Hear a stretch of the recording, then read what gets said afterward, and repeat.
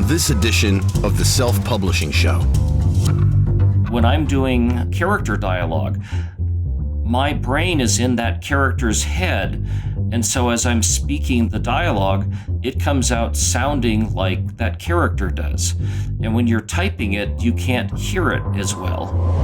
Publishing is changing. No more gatekeepers, no more barriers, no one standing between you and your readers. Do you want to make a living from your writing? Join indie bestseller Mark Dawson and first-time author James Blatch as they shine a light on the secrets of self-publishing success. This is the Self-Publishing Show. There's never been a better time to be a writer. Hello and welcome to the Self-Publishing Show, he says to people watching on YouTube, to show off our merchandise, which we might mention as well, amongst the other things we've got to talk about. Hello, Mark Dawson. Hello, James Blatch. How are you? Yeah, I'm good, thank you. I'm modelling our merchandise. I notice you're not. Well, it's be a bit arrogant for me to wear my own branding. So, no, I'll just let you do that. I'll brand everybody else, but I'll continue to wear my... In addition to the Self-Publishing Show merch, we also have our very esoteric, shall we say, design called Two Specs, which is designed by Stuart Grant. We've got the T-shirt being modelled here. That is now up. Oh, there's the lovely framed print. That is now up on Amazon as well. So you'll be able to buy a T-shirt version of our catchphrase, which we stole off the two Ronnies. And hopefully we're going to copyright. They are both dead. But I think for 70 years there is some copyright issue. But I'm going to argue in court when this goes to court as the key witness. So you can be my lawyer. It's part of the cultural landscape now. And it's important that we all have access to it.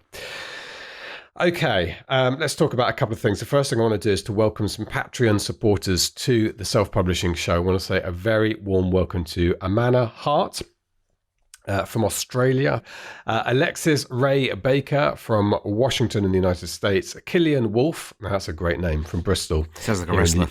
Yeah, from here in the UK.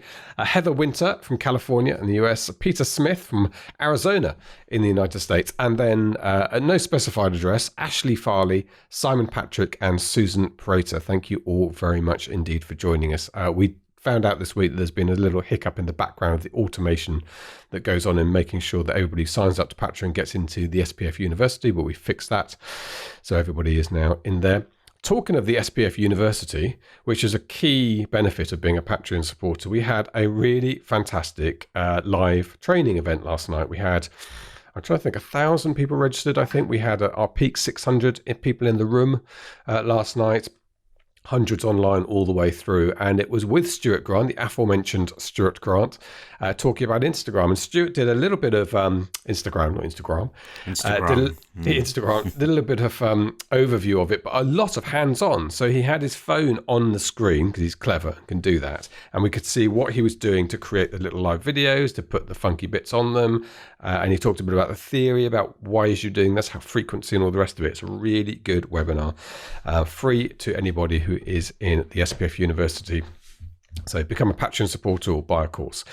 Or another way of becoming a member of the SPF University is to buy a digital ticket for the Self-Publishing Show live.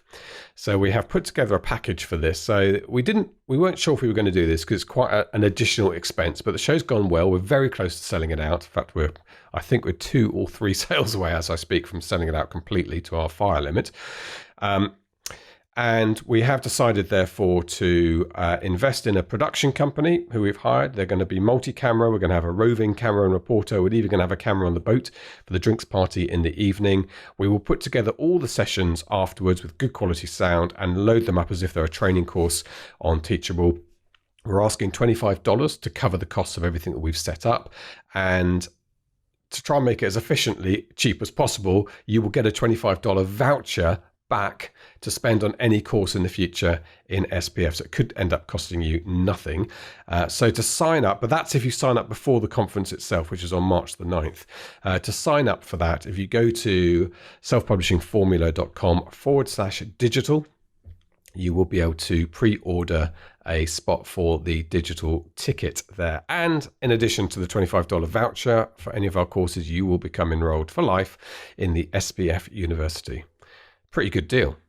It's a very good deal. Yeah, no, we're quite looking forward to it. We, the show is rather close now. 2 or I 3 weeks know. away. So it's what could possibly go wrong? Is it only 3 weeks away? No. 9th of March. So as we record this, it is the 13th. So you do know it's Valentine's Day tomorrow.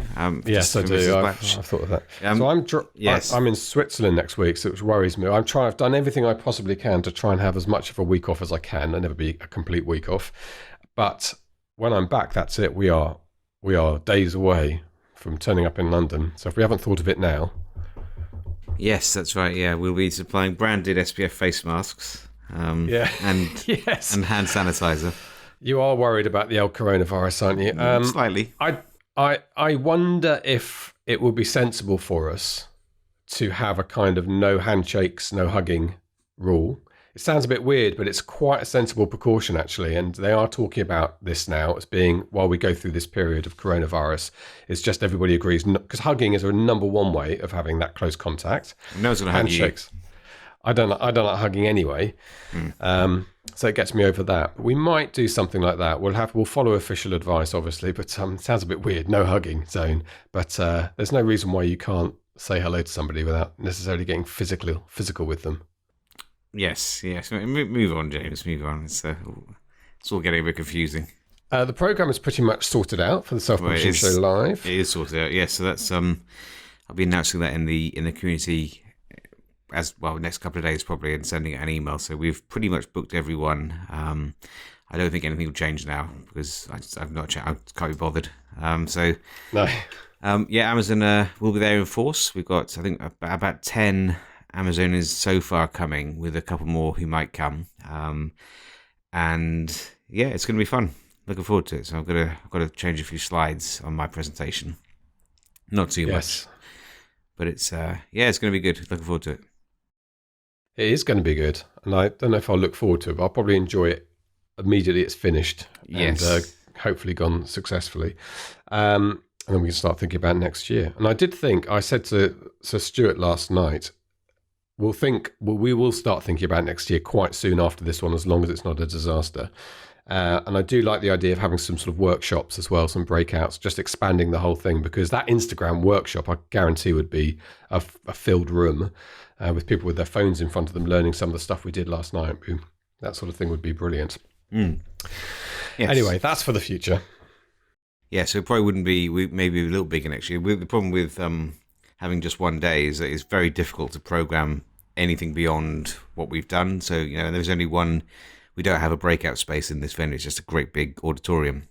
Yeah. So next year, we might think about doing something a little similar, not similar to 20 books, but based kind of on that, Nick kind of with breakout rooms and that kind of stuff. So with additional tracks. We'll have to see, but whether that would be in London or not, or somewhere else, I don't know. And of course, the highlight of the program is that John Dyer is hosting a session. Well, he didn't volunteer. I basically made him. So yes, he's that's going to be entertaining. He's genuinely quite scared, I think. Well, good, he should be. It's about time he, people put a face to a name. So we'll be supplying rotten vegetables to those sitting in the front row to strafe him. Okay, well, we have a great interviewee today. It's his second appearance on the podcast. It's a man whose books I read years ago, actually, Kevin J. Anderson, has been somebody I've known. So it's been a real thrill, actually, to meet and talk to him. But you did say that we were going to talk about my book, and I hesitate to bring this subject up because, shall I tell people where we are with my book? I should probably tell people, because I'm going to get asked a million times on March the 9th. Yes. So I had got to the point, I thought, having gone through that development process where it was ready to go, and I was very excited about that. But and the beta feedback I got was generally positive. From the readers, it was positive. A few things here and there, but I got some pretty negative feedback from a fellow author who firmly thought that it was in need of a rewrite, that things didn't work, and that he was worried that people wouldn't get through it, all the rest of it.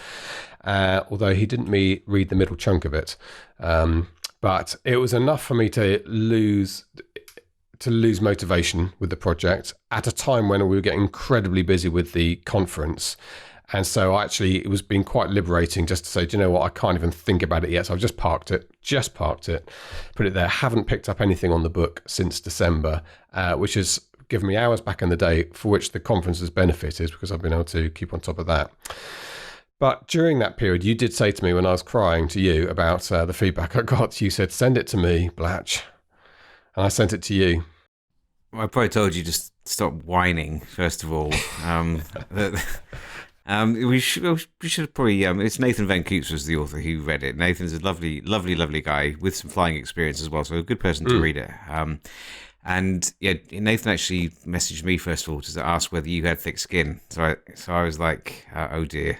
But you know, got to lay it. Did you tell him no? He'll crumble like a pack of cards. No, I just said there's no point sugarcoating it. It wouldn't do you any favors at all. So you might as well be upfront about it. I don't know exactly everything that Nathan felt was wrong with it. I know that you had a chat with him about it.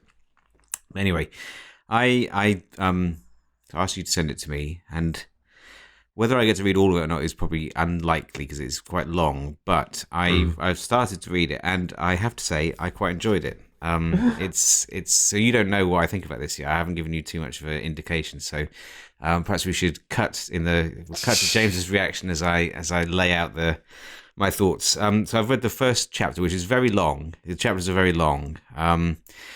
So I don't know I've read about 3%, which is I feel it's too long. The book is too long, and I can see bits that I would take out. Yes. So I'll do the negative stuff first, so I can end with give you a happy finish. Stylistically, it's pretty good. As I mentioned to you on email, there's you have too many kind of internal comments from characters in italics, kind of like which doesn't they don't need to, but you don't need to do it like that, and it gets irritating very quickly. So I would probably change those. So just to clarify, is it a text stylistic thing about putting them in italics, or do you think there are too many internal thoughts of characters? Yeah, there's nothing wrong. The actual technique is fine, but you do it too much. Okay, so too many internal thoughts. Yes, so you could do that. Obviously, you don't. It's a third person limited perspective, so you're in their heads anyway. You don't need to signify that to the reader by putting everything in italics. Okay, it's not necessary. So, so that's one thing. I think it's a little long. You keep saying that. I've been saying that for about 6 months. And now when we get down to it and I read it, I can see bits I would trim. But the good stuff is, it's the first section is quite exciting. The kind of it feels very authentic, which I wouldn't expect anything less. There's a scene with a Vulcan with a new piece of exciting technology that has a bit of a malfunction. It's very well written. It feels like you know what you're talking about, which obviously you do, but you don't. You also don't lay on the research too heavily, which is very good. And I can see the plot is developing. I can see where the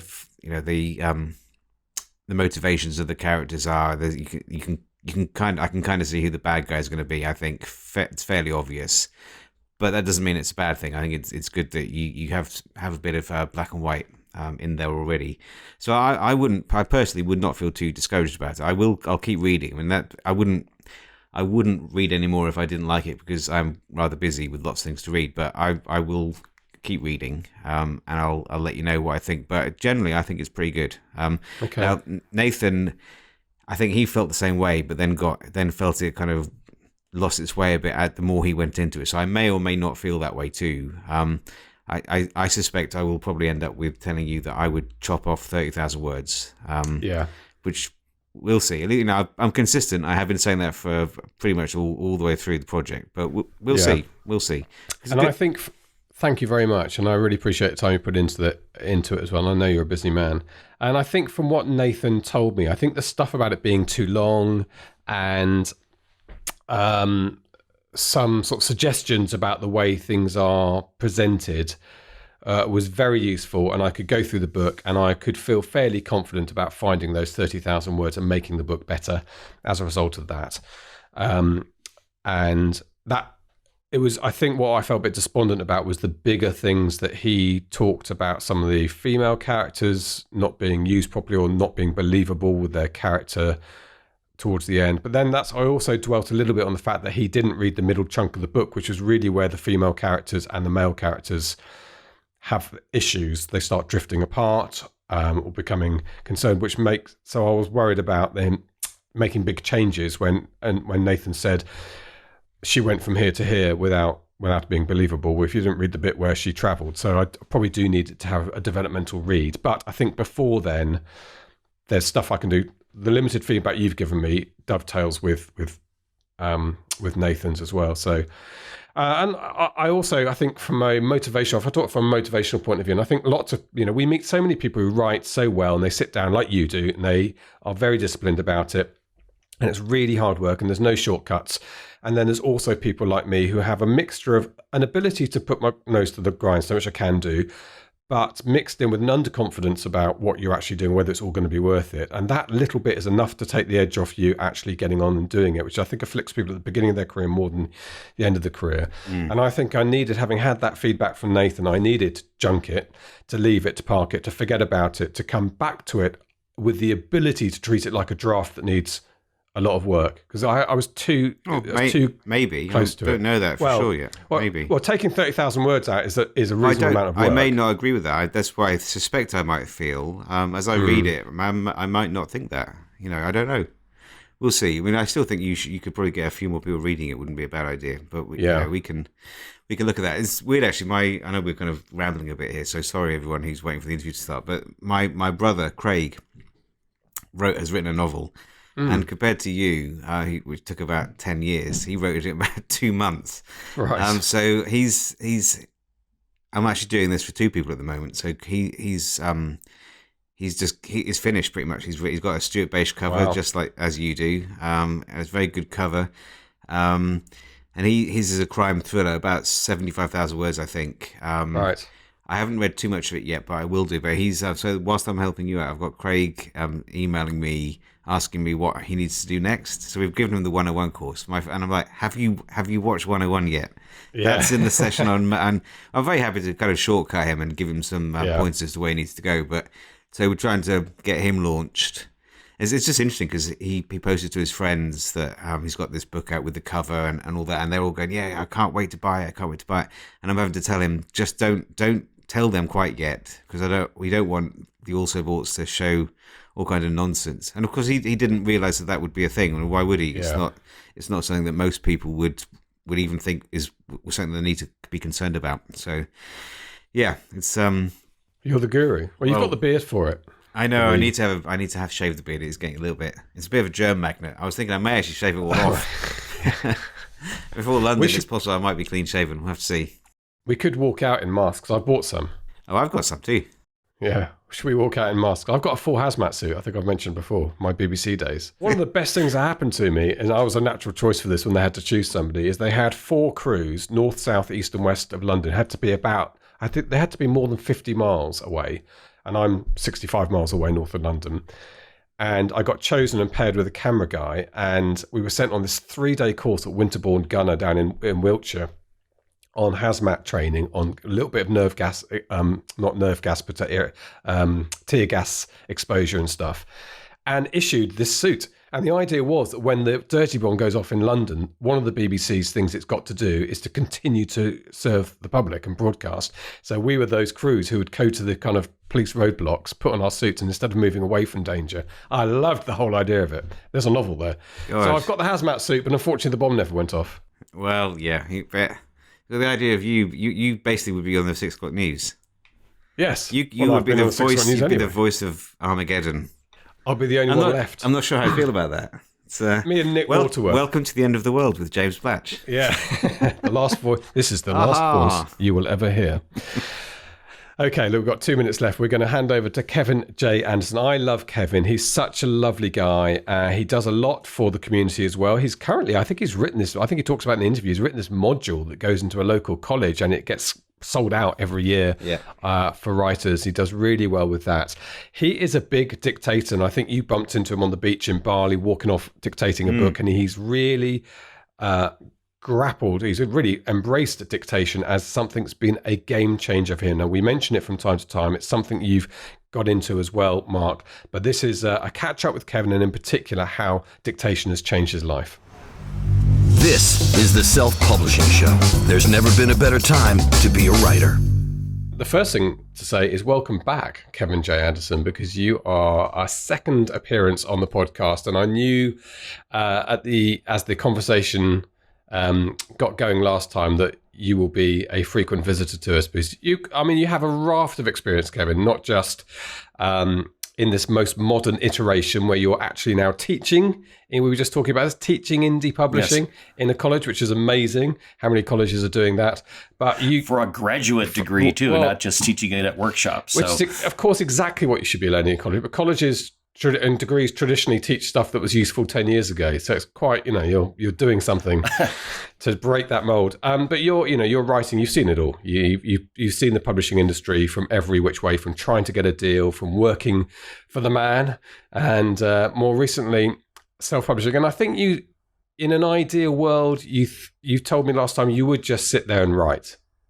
But you're quite happy to get hands-on. I mean, I enjoy teaching, and I enjoy public speaking and keynote addresses and being out in public. In fact, I just yesterday came home from 4 days at the Salt Lake Comic-Con, their FanX, which 100 and some thousand people were there. So I'm there all weekend long doing panels and selling books and signing autographs. And the week before that, I was at Dragon Con, which had another, close to 100,000 people. That it's just, I think what it is, it's a gigantic communicable disease exchange service, because everybody's going around with con crud. But I managed to avoid it this time. But I really love being out there and talking about my books and talking about my craft. But then when I come home, I just want to run off into the mountains where I live and just be at peace among the aspens and the wildlife and do some writing. That sounds fun, though. Do you take the little squirty hand gel stuff? Yes, but sometimes the diseases are a little bit too tough for that. But I mean, I take a lot of vitamin C, and we use hand sanitizers, but there's only so much you can do. But as you can tell, my voice is fine. I'm not coughing and sniffling or anything just yet. I'm sure that'll hit tomorrow. But to your question, I mean, that sure. I mean, my real wiring is to just tell novels. So if I could just sit back and write novels and not have to do any of this other stuff, that would be great. And I know that there are some people who are arguing about whether you should go the traditional route or the indie route. And I kind of jab them a little bit and say, well, the obvious answer is to go to the traditional route. And they'll like, eyes go wide, and I go, yeah, the traditional route where they hand you $1 million advance, you write the book and turn it in and don't do anything else. Sure, that's what I'd rather do if we could keep doing that. But that sort of option isn't really around for most people anymore. So I've had to start my own indie publishing house. I've had to, I do it, running like the Superstars Writing Seminar. I'm traveling all over to conventions. I'm just, you got to do so many different things. It's not like the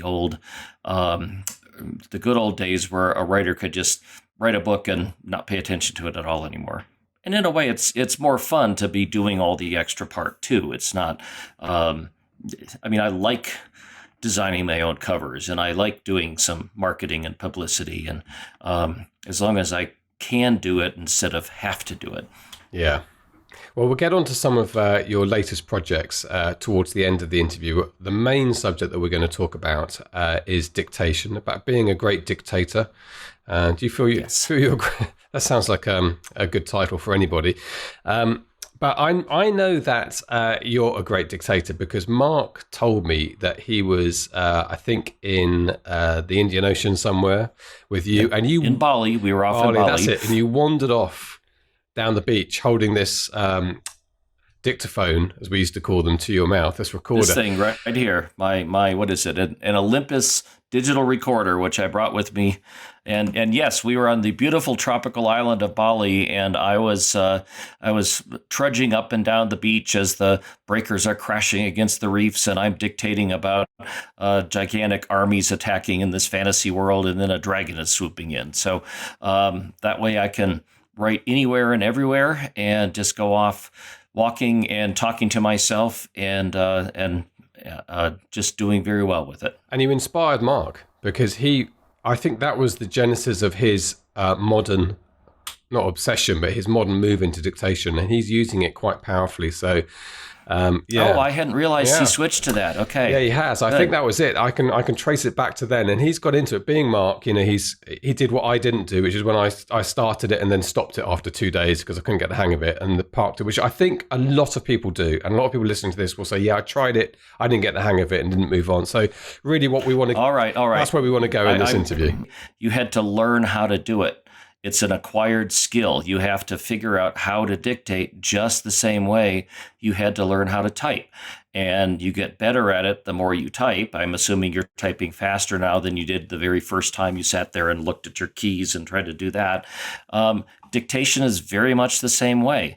And I can't tell you how many people who have just said, oh yeah, I tried this for 5 minutes and I didn't like the way it felt, so I just went back to typing. And, that's just not the way it is. It is a technique that you have to learn. And I've got, in fact, that's what we're doing. So I'm show it up here. I did a book called On Being a Dictator that I wrote with Martin Shoemaker, who was one of my writing students, but also has really gotten into writing by dictation.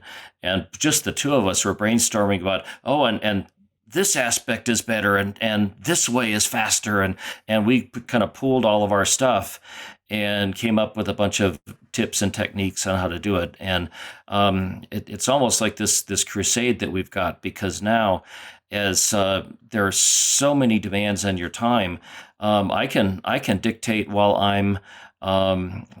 We have like these big, long stretches of boring interstate highways that we have, and if I'm having a 3-hour drive, I can dictate chapters as I'm driving, and I can also when I go out walking on my hiking trails, so I can be hiking all day long and writing a 4,000 word couple of chapters or something, and it just.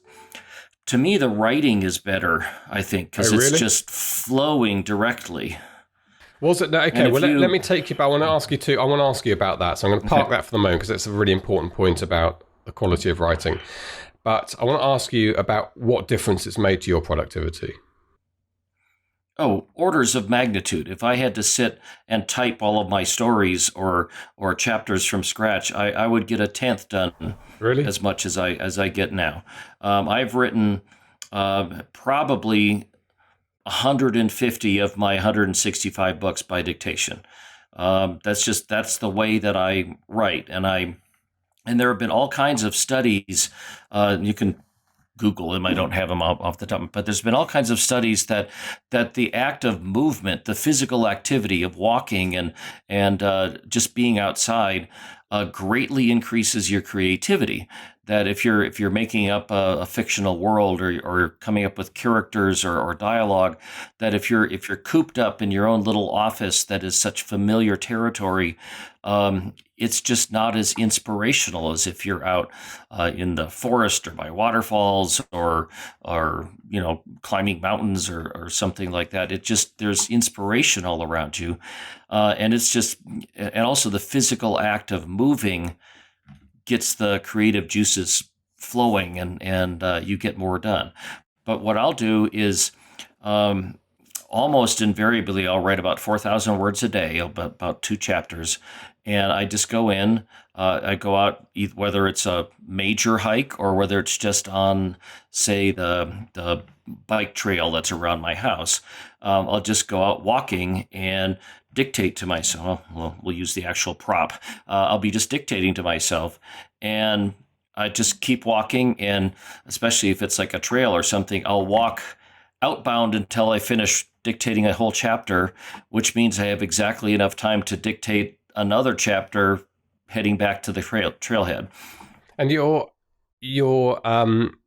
thought process, which at the beginning, and this is what catches people out, is that you, however you just want to describe this, but you type is linked to your thought stream, and when you dictate, there's a change in pace there, which catches people out. It definitely caught me out at first, and I couldn't get my mind and voice working in the same way that my mind and the slightly slower act of typing worked. How long at the beginning, if you can cast your mind back, did it take for you to find the pace now where, as you're going to tell us in a moment, you think your writing is actually better as a result? Well, see, I've had kind of the opposite problem that if I'm in the middle of something and my ideas are flowing so fast and I've got the dialogue that's 4 sentences ahead of where my fingers are, I couldn't type as fast as I could think up the words. And by dictation, I think it goes faster because it's just as fast as I can dictate them and it comes out. But in the beginning, and this is where I really have to emphasize some of the techniques, I didn't go out and say, I'm going to pick up my recorder for the very first time ever and go out and dictate deathless finished prose. The way I used it, well, to get back to what I was saying a few minutes ago about how the creative process is, your juices start flowing better if you're just moving and out walking. And very early on, like when I was just doing short stories, maybe even before my first novel was published, if I got stuck on plotting or on a character, I just didn't feel like I knew who these people were. I would like to just go out for a walk. I'd go out for a walk for a while and just mull things over and think about it. And I would like turn around and run all the way back home and try to type down everything that I had thought of. Or I could carry a little a notebook with me. I'd have a spiral notebook or something in my hand, and then I'd stop and scribble things down as they occurred to me. And then what I decided to do instead is I got this little micro cassette recorder with the little tapes you had to put in there, and I just carried that with me so I could just talk to myself. If I'm brainstorming, here's this character and here's what his childhood was like, and this is the pet that he had, and then that might spark an idea for, this time where his pet cat got loose and he had to chase it through the forest, and they encountered a mountain lion, and so he had to rescue the cat. And then I don't know, I'm making all this up now, but I'd go out for a walk and just like almost free associate, and you'd think about these things. And I started recording that and capturing the thoughts, because I would remember some of it when I got back home and I could type up notes, but not some of the really interesting turns of phrase, or, I could have a practice dialogue. Say I've got two characters arguing about something. And every human being, I'm sure, you have the most brilliant argument in your head, but then when you try to speak it out loud, it never comes out the way that you wanted it to. And so I would just carry the recorder with me so that I could get this dialogue down. And then I'd come home and I'd transcribe whatever I wanted out of it, or just maybe re-listen to it or something. But that's the way that I recommend for people to start. Don't just say, I'm going to switch from typing my 5,000 word short story to dictating it tomorrow. Start out with like baby steps. Start practicing by maybe go for a walk. And if you're doing character development, who is your character? And you just sort of come up with ideas that might be little vignettes that you put in as character development when you do your chapters or your novel later on. Again, there are, for the Dune novels that I write with Brian Herbert, there are, at the beginning of every chapter, there's this pithy, wonderful epigraph. It's a quote that has some relation to the chapter that's there. And there are times when I will come up with this brilliant, that's a great concept, a 2-sentence thing that will make a wonderful epigraph. Well, then I'll just dictate that and I'll preserve it, because otherwise I won't remember it when I get back to a keyboard. And so I should also say that when I'm writing things, I'm very, very much a plotter. I outline my chapters very, very carefully. And so I'll have, 100 chapters in a Saga of Seven Sons novel or a Dune novel. And each chapter is this paragraph the outline is a paragraph that says, this is what happens in this chapter, like 4 sentences or something. And so then I'll have those notes with me when I go out. So I've got a description. Chapter 1, this is what happens. And then I go out and flesh it out. So the outline is it's the blueprint, but it's not the finished building. Can I just ask a question there? Just on that point. So if you didn't plot like that, if you wrote, and occasionally you might do this, I guess, find yourself just literally writing to try and see where this goes, do you think you'd still be as good dictating, or does your success at dictation rely on the fact that you start off with a structure and know where you're beginning and going? Well, but the structure isn't that constraining anyway, because one of my, I just finished a big fantasy novel, the second book in my Spine of the Dragon series. And the outline says that there's a big naval battle at this island, and the good guys have 7 ships and the bad guys have 15 ships, and a bunch of ships get sunk and run up on the reefs, and the king barely limps away and survives. That's what my outline says. Okay. But then when I dictated, of course, I got the whole naval battle and the ships and the cannons and the catapults and the fire arrows, and then grinding up against the reefs and people being thrown overboard. And I mean, that is just sort of letting myself make it up as I go along. All I know is that I need to have a battle and all these ships get sunk and this guy gets away. But that doesn't constrain me at all in the middle of it. I can do whatever I want. And so as I'm walking along, I get almost into this fugue state where I'm off in this fantasy world, and there's nothing distracting me. The phone's not ringing. There's the cats don't want to be petted. The doorbell isn't ringing with the delivery or something. I'm off on a trail, and I'm just in my story with my characters. Do you meet other people when you're talking to yourself in the wilderness very often? I try to go far from other people. I mean, sometimes you do. And many years ago, that used to be more of a problem where they thought I was odd to be seeing somebody walking around talking to himself. But now everybody's got Bluetooths on or cell phones or headsets, and it's just not that much of a deal anymore. But I mean, I remember many years ago where I would love to go out to like Death Valley or some lodge in the Redwoods, and I'd sit there with my laptop on the porch and I'd be editing away. And there are people that would just give me this evil, angry look, like, you shouldn't be working here. You're on vacation. Yeah. And I would go, well, I'm not on vacation. This is my office. I'm working. And what does your office look like? But I think we've won that battle. Yeah. That nobody gives you this dirty look because you're working on a laptop somewhere. That everybody works wherever. So when I'm walking and dictating, well, and of course, there's the added benefit is that you keep yourself in shape. I mean, I think we've all met an author or two that's got a little bit of the writer's spread from the chair as they just sit around sedentary all the time. And I like keeping myself healthy. I like going out for the walks, and it gets a little bit miserable, like during blizzards in the wintertime. But I actually had a treadmill at the house, and I would walk on the treadmill and dictate just because it's so keyed into me that I like to be moving while I'm creating. Well, that's not a trivial point. It's a sedentary lifestyle is a serious threat to people as you get older, particularly get to, dare I say, our age. I'm in my 50s now. You really do have to think about that. I'm in my 50s, yes, there you indeed. Go. So, and I know Russell Blake has a walking treadmill he writes on. He said it's made a huge difference to his life and keeping up. And also, just to go back to a point you made earlier, I definitely know from my own experience that when I go out on a bike ride, which unfortunately I can't run anymore because of the knee, but I love my biking. Even if I don't plan to solve a problem with my book, I normally always do.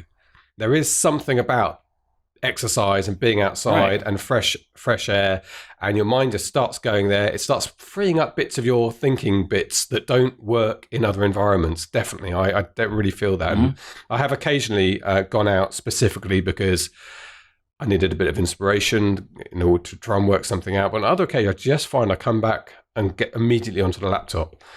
In my case, the laptop. So there you go. There's the obviously the next step I need to make. So you've written this book with one of your students, as you say. So how do you teach a Luddite, not a Luddite like me, but a kind of dictator naysayer like me? And I would like to be a good dictator, but where do I start? Some of the examples like I'm using is that just try using it. Again, don't start out thinking that you're going to write perfect finished prose, and then you'll be frustrated and give up. I love to use dictation, and I highly recommend it, whether or not you're going to take it up as a writing method, use it as a brainstorming method. Like as your, if you're just starting a book and you don't quite know where it's going to go, and you're still developing your characters or during your world building, and what is the religion like, and what are the history, what is the politics like, go for a walk, have a recorder with you. And by recorder, I have a high-end one because I use it all the time.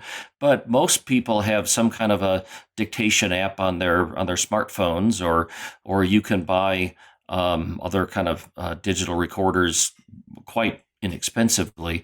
And we can go into some equipment in a little bit, because the inexpensive ones often have severe limitations, like you can't record more than 30 minutes or something with it.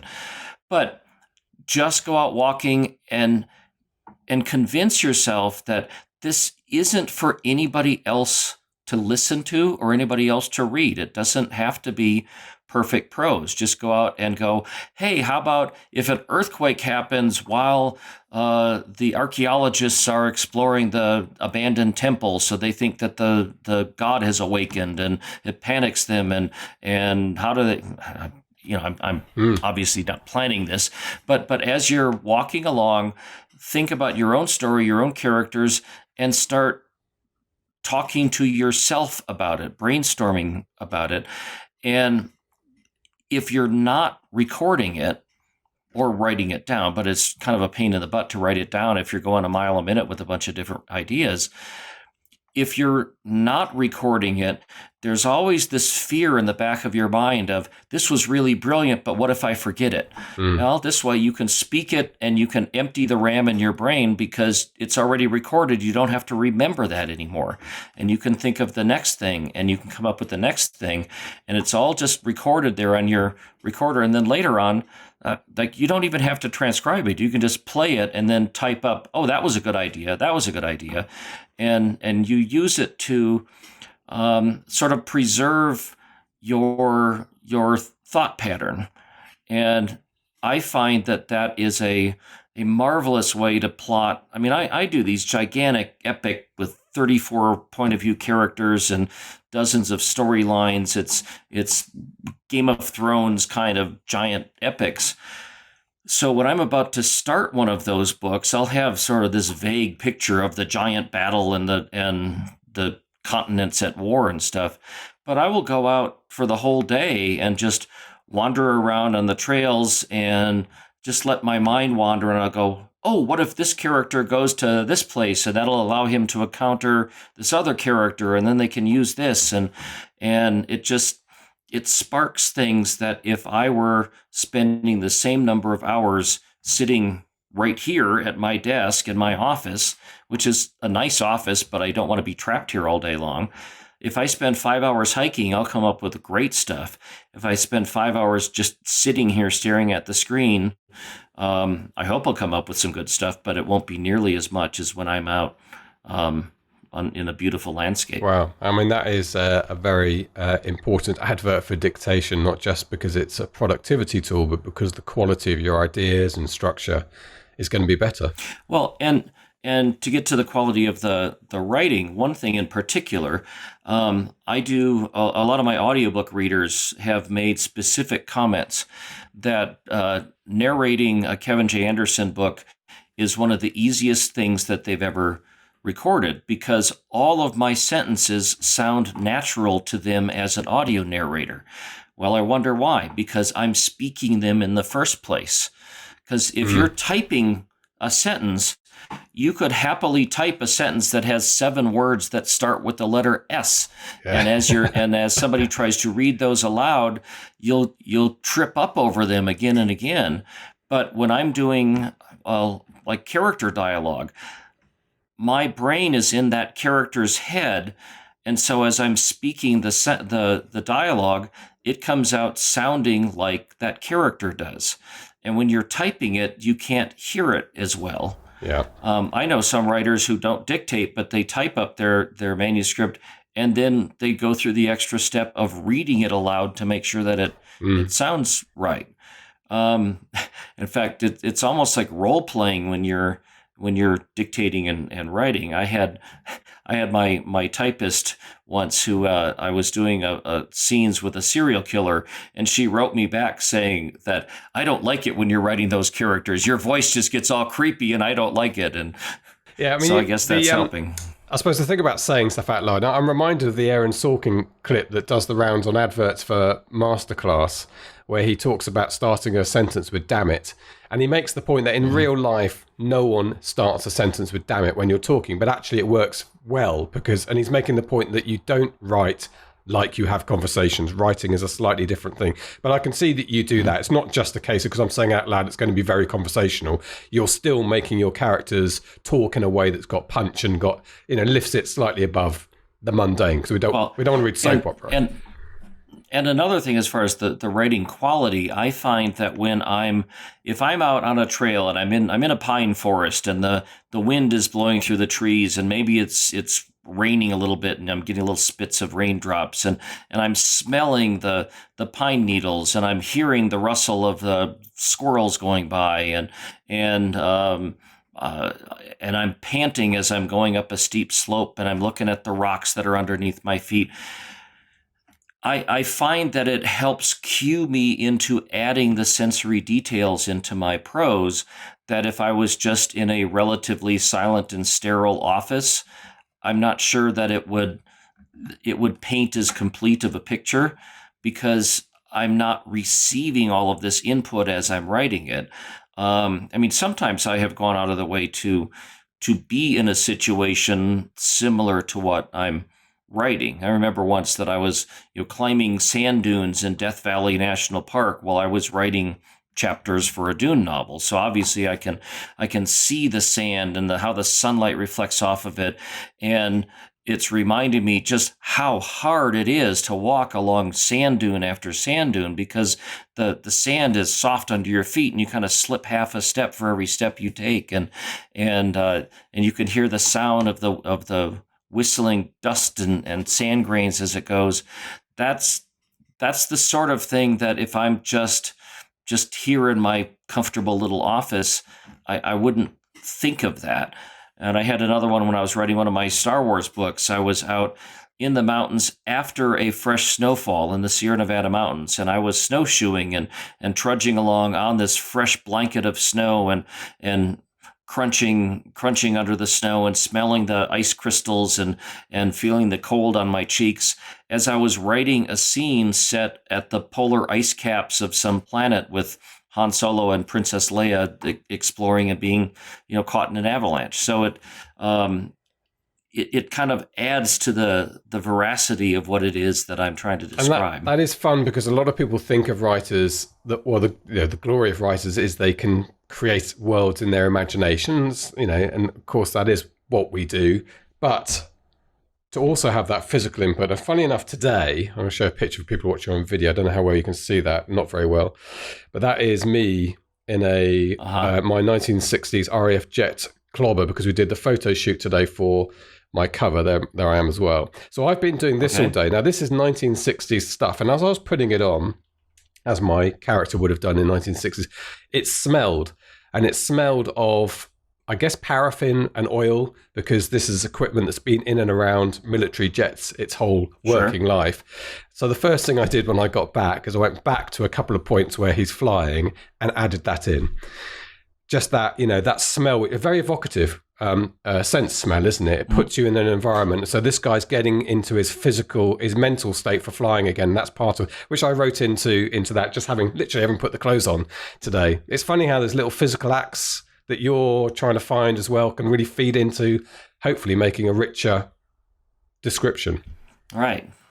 Well, and this way and I love hiking, so let me put that back. I mean, it's like I don't have to choose between taking a day off to go out on a hike in a national park or writing. I get to do both at the same time. Yeah, well, that does sound absolutely ideal. You're in Northern California, I'm guessing, by the location. No, Colorado. I'm in Colorado in the Rocky Mountains. Oh, okay. Well, perfect. How gorgeous is it there? So, okay. So, what have you done in the book? Just let's talk about the book. So I was asking you just now how you set about converting somebody to dictation. And we've got a good start in taking your tips on board of not expecting it to be finished prose, using it for ideas and inspiration, and slowly get into it that way. Well, and one of the things, and I co-authored it with Martin Shoemaker, who also he was one of my students, and he became a passionate convert to writing by dictation.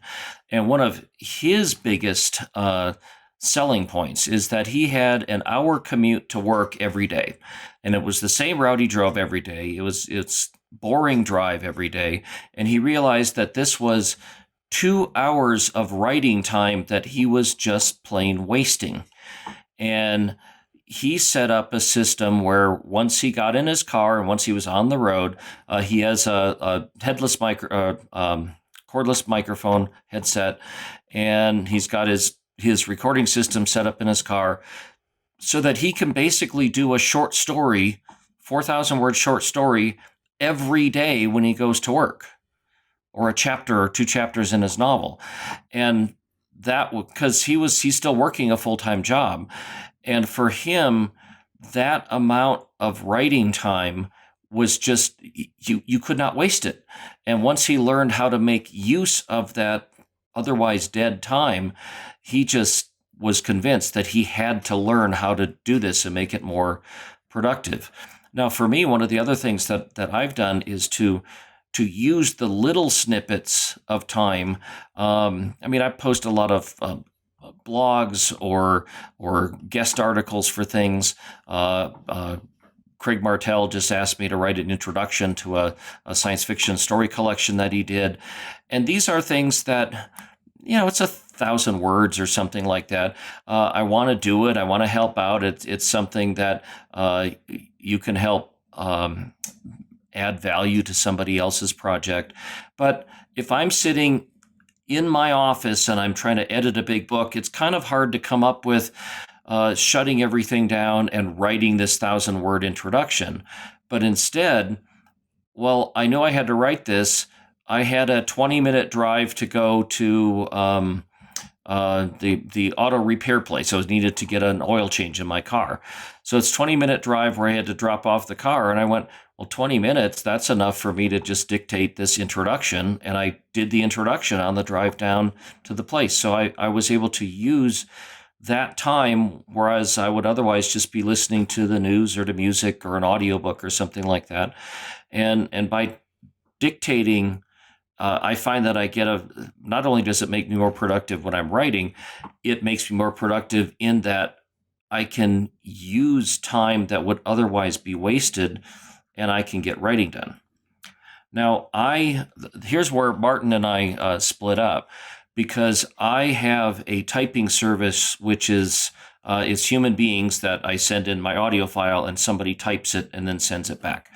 I prefer that just because I can just read it aloud. I don't have to say close paragraph, new paragraph, open quotes, blah, blah, blah, blah, blah, comma, close quotes. To me, that would throw me out of my zone when I'm trying to tell my story. Martin uses Dragon Naturally Speaking as a voice to text program, and he spent a great deal of time training his Dragon, and also learning how to dictate with punctuation. I do some of that now because I always dictate my text. Like if I'm trying to text to somebody, I'll just exclamation point and commas, and that's not so hard. But when you're doing this and you're getting into the zone and you're writing 4,000 words with all kinds of dialogue and paragraphs and things, I like having a human who's also running it through their logic filter, and sometimes I get feedback from the typist, like, this was a great chapter, or didn't you kill that person off in the last chapter? Did you forget that? Good point. And sure, sometimes that happens. So they're is this an automated system? Is this like an online service that you upload to? Or have you got people nearby? It's an online service, and there are many of them that are transcription services, and I just I download my audio file and I just submit it to the audio service, So a bit and like they have. we get our transcripts for the podcast done. I think rev.com we use, but they do have probably but these are humans typing it. It's not a digital they have both. AI doing it. The digital one is cheap, and the human's a little bit more expensive. But yeah. Well, and that's what Martin's whole thing was, that he didn't want to pay a typist. I find that it's about a penny a word. So a 5,000 word story is $50, which I find acceptable, but other people might not get paid $50 for their story, and they don't want to do it. You can always transcribe your own, and then you can do it like an edit as you're doing it. Personally, I feel like I would rather pay somebody to transcribe it, because in the hour it takes me to transcribe an hour of dictation, I could be writing new stuff. And I, Kevin, am the only person that can write my new stuff. Yes, you can't outsource and anybody can transcribe it. Yeah, and you mentioned Dragon, which is the main software in town, although you'll be surprised how much dictation software you have on your phone and your computer just to start with. Most of these devices do have an amount of dictation and transcription built into it. Right. But Dragon is the one. And even if you didn't use the punctuation, if you didn't use the full range of power available to Dragon, it's still able to turn what you've said into the written word, and you can then, and that's once you've made your investment into the software, that's then free for you. Right. And then of course it becomes your own decision whether you're spending more time cleaning it up than it would take you to just type it in the first place. And I hate the cleanup part. I'd rather be doing the fun part of writing in the first place, but that is a necessary step. And I remind myself that I did get to go out on a mountain climb and do my talking. Although I've had several typists over the years. Some of them are just like my own pet typist. That is just, she only does my stuff. A lot of them were people I met, like administrative assistants at a job that I was working at. A good friend of mine is her actual job is working for like a legal transcription service or a medical transcription service. So they transcribe like when the doctor gives his notes on your colonoscopy, and she's typing all that. And of course, they like my stuff because it's a little more interesting than the lawyer's briefs or the doctor's reports. They don't have to look up as much Latin, probably. And do you put in any paragraphs and stuff? I know you say you do a little bit of dictation, or are the humans you're using now used to where the paragraphs are going to go and do that for you?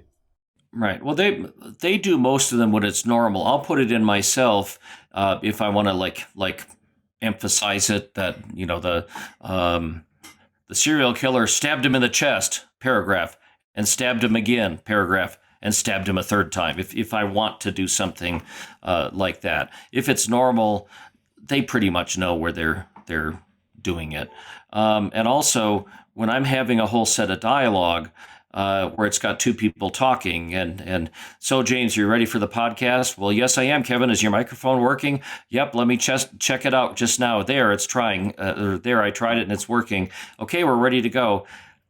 Dragon would just put that into some big block of text, and the typist knows intrinsically that this is two people talking, and she knows where to break it. Excellent.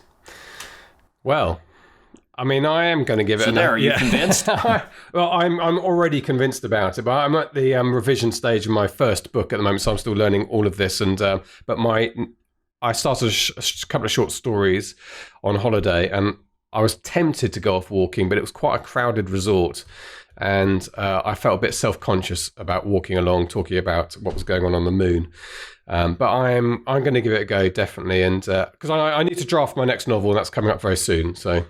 And I think it's good for drafting, right?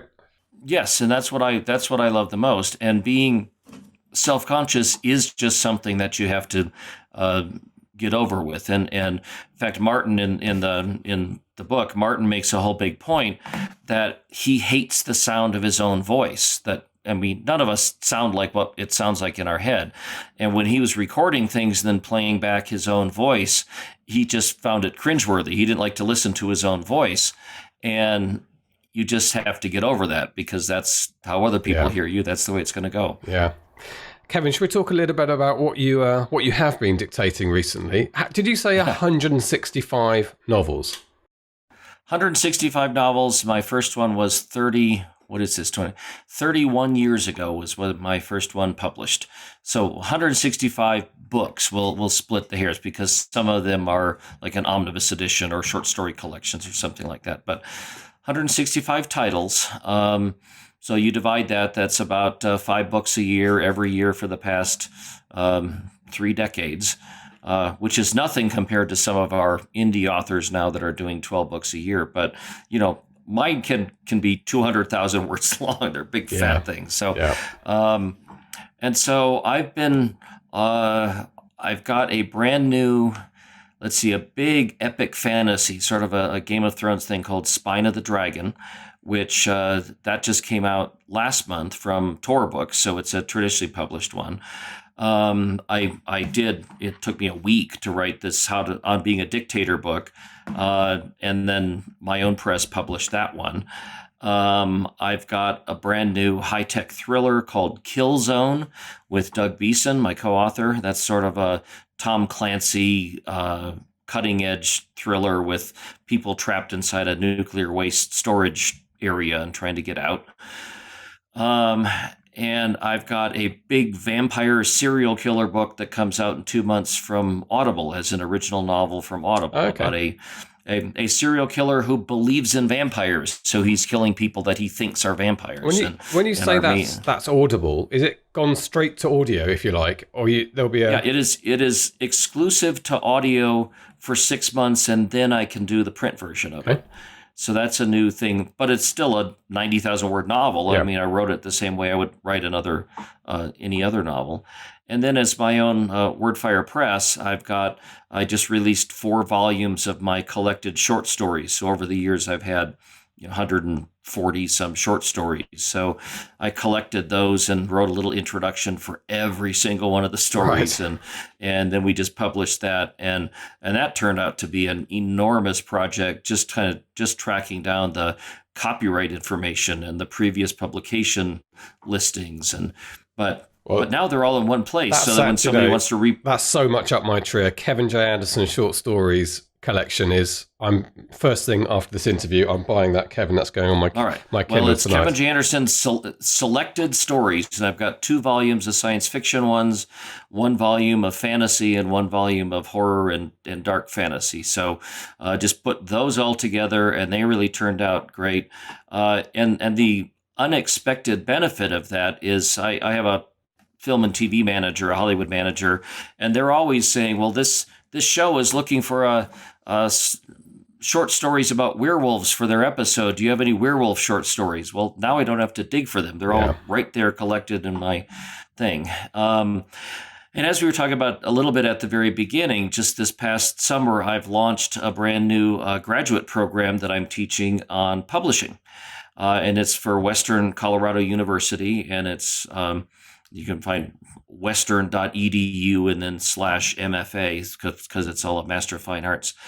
And I'm running this whole program. It's a master's degree in publishing, and it's a 6-credit course on traditional publishing and a 6-credit course on indie publishing. And I've got 9 students, which is the maximum that I'm allowed to have. It's all online except for 2 weeks in the summer where you have to go and spend 2 weeks in the Colorado mountains in July, which is the most beautiful time of the year. So it's not like it's a bad thing. But we're doing some great stuff where it's real hands-on, like you said at the beginning, not your usual university thing. But it is, for the group project, we have just launched our own anthology. Draft to Digital actually gave us some money so that we can pay professional rates of 6 cents a word. And I think we got 60 submissions already. So the students have to go through the slush pile, and they'll have to figure out which ones to include. And then they'll have to write the contracts. They'll edit the stories. They'll write all the rejection letters, and then they do the editing, the interior design, the cover design. And then they're going to release the book. They're going to send out the review copies. They're going to market the book.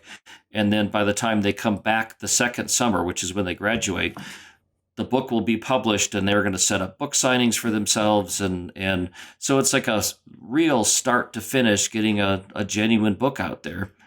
And then for their... Sorry, just on the indie and trad, your own indie print or your in-house publishing company, do you consider that, if you published me, would you consider me traditionally published, or is that still the indie?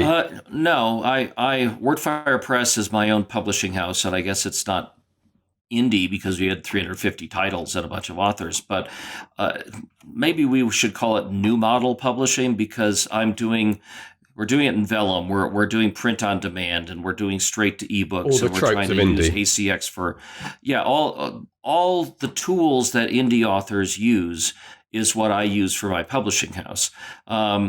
I'm thinking of trad publishing as sort of the old guard to the New York, where they've got a marketing department, they've got editors, they've got developmental editors, they've got cover designing people. Our stuff is more using the tools of what indie authors use. So that's the two different methods that they've got.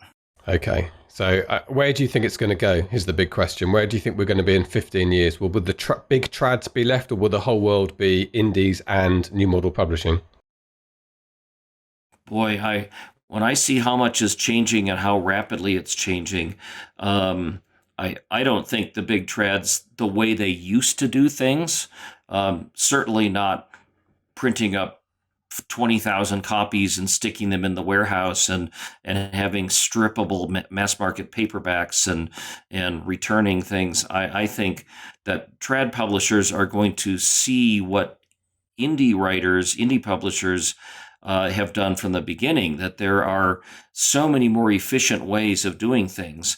And my career in traditional publishing, our frustration as an author was that the big publishers would just throw so much stuff at the wall and hope that something sticks, but they never did any real data analysis. They never tried to figure out, even down to things like keywords and cover design. They would go, oh, well, that book with the bright red cover sold really well, so let's put a bright red cover on every one of our books. When you see a lot of the indie authors now, it's almost like they're day traders on Wall Street. They're so focused on every little aspect of the sales and changing keywords. And back when everything was sold through bricks and mortar bookstores, it was very hard for you to write a book that didn't fit into one of their convenient, very broad pigeonholes, that you had to write science fiction or you had to write fantasy fiction. You couldn't really write steampunk mysteries because they didn't know where to shelve that. Well, now, of course, with keywords and categories, you can write the finest, smallest niche thing, and if you can find your audience, you'll sell your book to exactly the people that want to read it. And I think those kinds of skills and advances are things that are going to help all of us. And what's just happened is that indie writers and indie publishers have flocked to these new resources faster than, say, the larger, slower publishers have. And I think they're going to need to adapt and take up some of these techniques, or they're going to go extinct real fast. Yeah, I think you're absolutely right. What they'll probably end up doing is buying you and all the new model publishers, and then that's the way they'll become. They could do that if they want to throw a lot of money and buy me out. I could go back to my sitting and writing like I wanted to do in the first place. Exactly. Well, walking and writing. Yes, walking and writing. Yes, sitting and editing, walking and writing. So, and that is what at the Western Colorado University, the grad program I'm teaching, we're really trying to get them to. We're going to have them listen to these podcasts, your podcasts, and Joanna Penn's podcasts, and some other ones, because you can't teach it; they have to learn it. And because everything changes so much, the thing I have to teach them is how to stay on top of what's changing. And it's an exhausting but invigorating field that we're all in. Brilliant. Sitting and editing, writing and walking reminded me of Hemingway's old, was it Write Drunk, Edit Sober?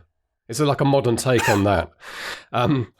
Kevin. Well, I don't want you to walk drunk either, so you might fall off a cliff, especially if you're in the mountains. But it's the modern healthy drunk walking. Yes. Kevin, what an absolute thrill always to have you on the podcast. So pleased to have you part of our SPF community. You're a very valuable resource for us, if you don't mind me calling you that.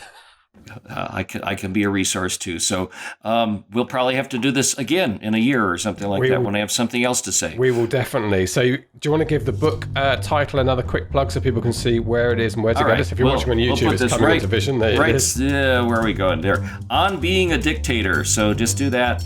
And it's my name, Kevin J. Anderson, and you'll find it on Amazon and wherever else you want to buy books. It's pretty much listed everywhere. So check it out, and it'll give you some extra techniques on how to dictate. And I hope that speeds up your writing so that you have more time to sit around listening to podcasts. Superb. Thank you, Kevin. Thanks, James. This is the Self-Publishing Show.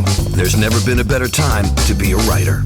There we go, Kevin J. Anderson. What a lovely guy he is. Hopefully we'll bump into him again at one of our conferences. I don't think he's coming to London, but we might see him elsewhere. Good. Well, that's been it. Well, I feel like a little bit like the book. My book is a monkey on my back. Is that the American expression? Sort of. I'm walking around with it the whole time. And it feels a little bit lighter today, having had that feedback. Happy to help. It's like a small Macau now. Is that a small monkey? Macau. That's the city. Yes. Yeah. Macan. What are those small monkeys? That's my car. A car. Your car. That's your car. I drive a Macan. Yes. So I thought you said a Macar. What on earth are you talking about? Okay, good. I think we have come to an end of a busy period because you and I are slightly delirious. Good. I'm just going to mention again that you can get your digital ticket for the live conference in London. It won't be streamed live. It'll be packaged and released afterwards, within a couple of weeks afterwards. But you can pre-order it now, and if you pre-order it now, you get your money back in the form of a voucher for use on a SPF course, and you get lifetime access to the SPF University, and just for $25, the whole thing. So if you go to selfpublishingformula.com/digital, that is it. Okay. Good. Well, that leaves me simply to say that it's a goodbye from him. And a goodbye from me. Goodbye. Goodbye. Get show notes, the podcast archive, and free resources to boost your writing career at selfpublishingshow.com. Join our thriving Facebook group at selfpublishingshow.com/Facebook. Support the show at patreon.com/selfpublishingshow. And join us next week for more help and inspiration so that you can make your mark as a successful indie author. Publishing is changing, so get your words into the world and join the revolution with the Self-Publishing Show.